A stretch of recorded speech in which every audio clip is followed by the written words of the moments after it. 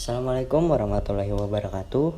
Kami dari kelompok 1 akan membahas tentang anatomi saluran pernapasan bagian atas atau upper respiratory airway yang beranggotakan Dea Fajrina Al-Amin, Gusti Ananda Candrawijaya, Kartika Putri, Mega Eliana, Muhammad Alfianur, Niputu Devi Puspayanti, Oktaverina Khairunisa Rahman, dan Selvia Fitri Irani.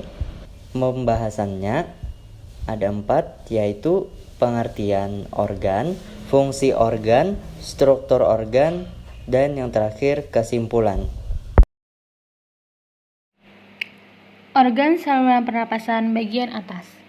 Saluran pernapasan bagian atas mengacu pada bagian paling atas dari saluran pernapasan. Ini termasuk hidung, sinus, dan faring.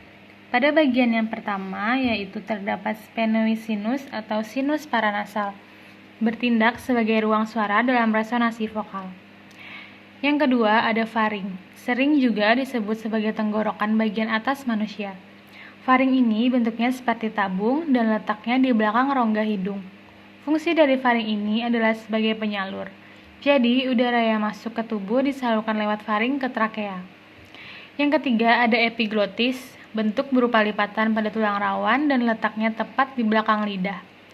Epiglotis ini mirip seperti katup. Saat bernapas, ia akan terbuka dan saat kita makan, ia akan tertutup agar makanan tidak masuk. Yang keempat ada laring, sering juga disebut sebagai kotak suara, dan letaknya berada di persimpangan faring. Laring memiliki 2 pita suara yang bertugas memproduksi suara. Ketika kita bicara, maka ada udara yang keluar dari mulut. Udara ini lewat melalui pita suara yang berimpit, akibatnya timbullah getaran. Yang kelima ada frontalis sinus, yang berfungsi untuk melembabkan udara dan mengatur tekanan intranasal. Yang keenam ada nasal cavity atau rongga hidung.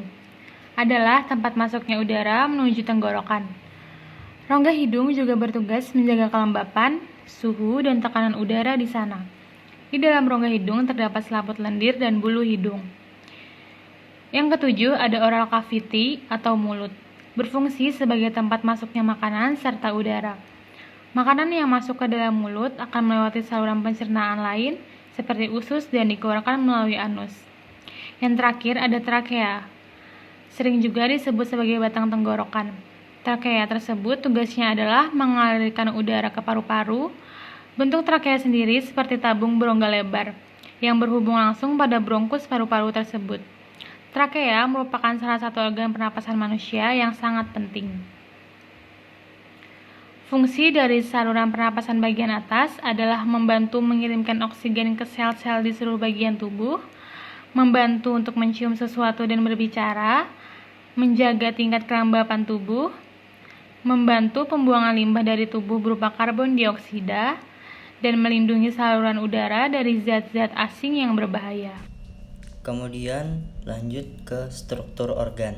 Saluran pernapasan atas terdiri dari lubang hidung yang melanjut ke cavum nasi, faring, laring, epiglotis, dan laring bagian atas. Sebagian besar konduksi dilapisi dengan epitel pernapasan. Epitel ini terdiri dari 5 jenis. Jenis yang pertama itu sel kolumner bersilia. Sel kolumner bersilia adalah jenis sel yang memiliki sekitar 300 silia pada permukaan apikal.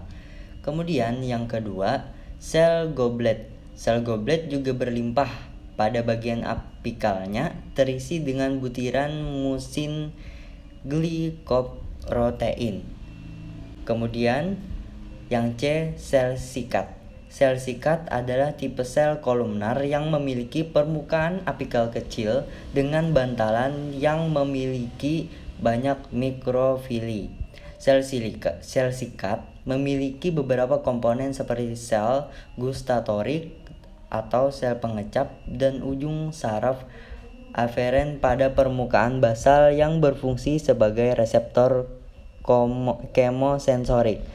Yang D, sel granula. Sel ini berukuran kecil dan memiliki banyak granula inti berdiameter 100 sampai dengan 300 mm. Sel granula merupakan bagian dari sistem neuroendokrin difus. Kemudian yang kelima, sel basal. Sel basal merupakan sel-sel bulat yang dapat berkembang menjadi jenis sel lain, berukuran kecil dan tidak mencapai permukaan luminal. Selanjutnya, hidung atau kapum nasi, atau juga bisa disebut dengan cavum nasalis. Hidung atau kapum nasi merupakan bagian dari wajah yang terdiri dari kartilago, tulang, otot, dan kulit yang melindungi bagian depan dari kapum nasi. Kapum nasi merupakan bangunan menyerupai silinder dengan rongga kosong yang dibatasi tulang dan dilapisi mukosa hidung. Selanjutnya, ada sel olfaktori. Komoreseptor penciuman terletak di epitel olfaktori. Daerah olfaktori ditutupi selaput lendir tipis dan terletak di bagian atap rongga hidung dekat konka bagian atas. Epitel olfaktori merupakan epitel kolumner berlapis semu yang terdiri dari 3 jenis sel. Seperti yang disebutkan oleh Gusti sebelumnya, di sel olfaktori itu terdiri dari 3 jenis sel. Sel basal berukuran kecil, sel penunjang olfaktori, dan neuron olfaktori. Sel basal berukuran kecil itu bentuknya bulat atau kerucut dan membentuk sebuah lapisan di lamina basalis. Sel basal adalah sel punca untuk sel penunjang olfaktori dan neuron olfaktori. Lalu apa itu sel penunjang olfaktori? Sel penunjang olfaktori itu merupakan sel kolumner, aspek silindris dan bagian dasar yang menyempit.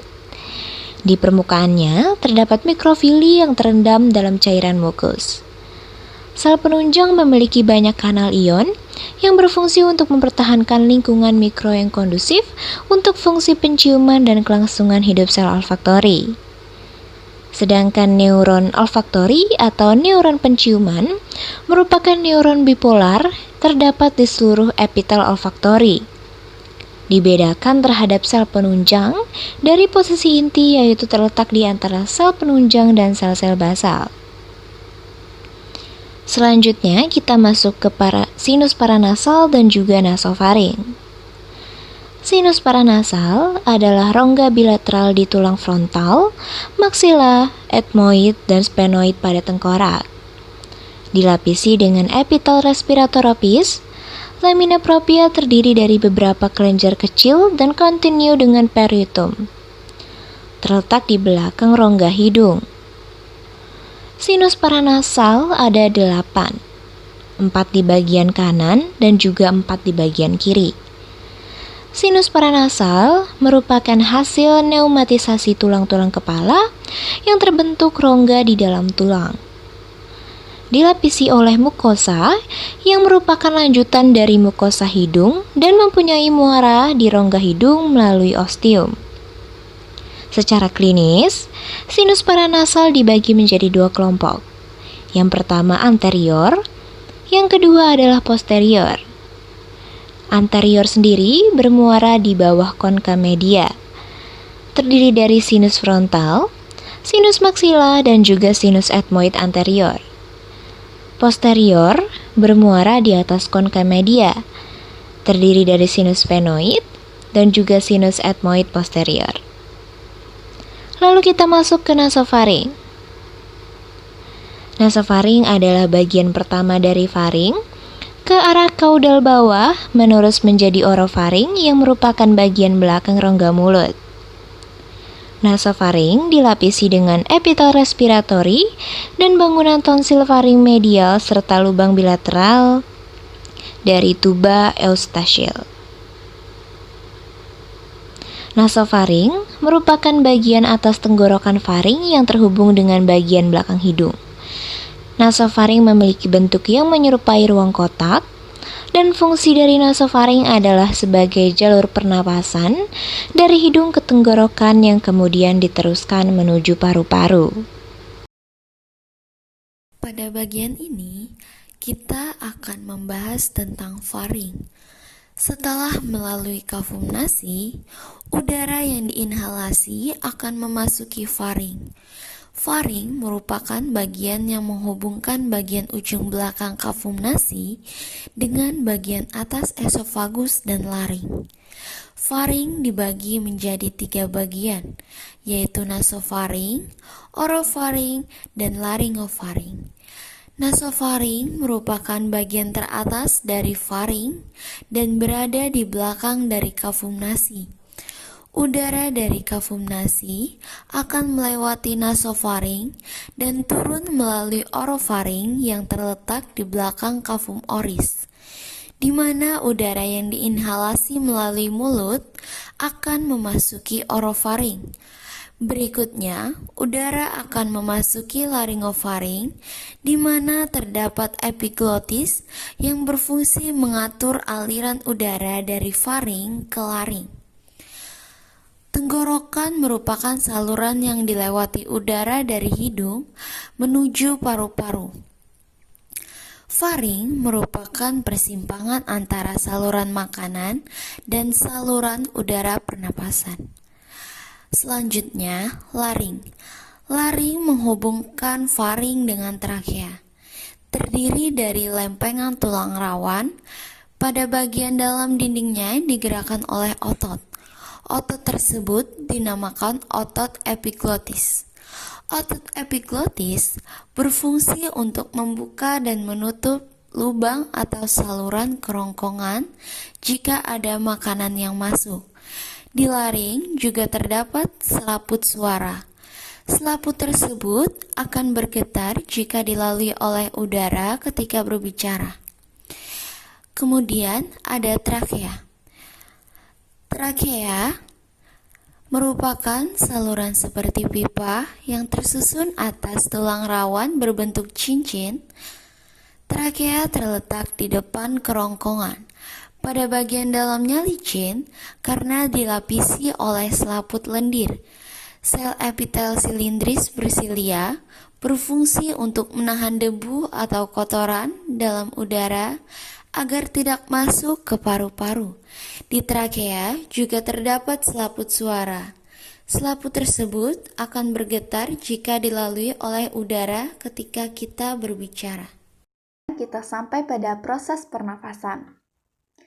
Saat kita bernafas, molekul oksigen memasuki lubang hidung dan bergerak ke bawah melalui faring dan trakea, dan akhirnya mencapai bronkus.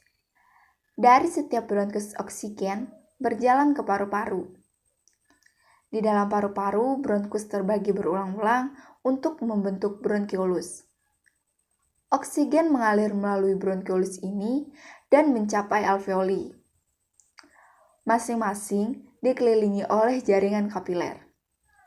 Saat darah mengalir melalui kapiler, molekul oksigen dari alveolus berdifusi ke kapiler. Ini menyebabkan oksigenasi RBC. Molekul karbon dioksida dilepaskan ke alveolus. Mereka dikumpulkan di ruang alveolar dan kemudian dari alveolus itu mengalir melalui bronkiolus ke dalam bronkus yang akhirnya mencapai trakea dan terakhir dihembuskan keluar melalui lubang hidung. Nah, adapun kesimpulan dari materi kami, yaitu saluran pernafasan adalah bagian tubuh manusia yang berfungsi sebagai tempat lintasan dan tempat pertukaran gas dalam proses pernafasan. Saluran ini berpangkal dari hidung atau mulut dan berakhir pada paru-paru. Saluran pernafasan dibedakan menjadi 2, yaitu saluran pernafasan bagian atas dan saluran pernafasan bagian bawah. Saluran pernafasan bagian atas terdiri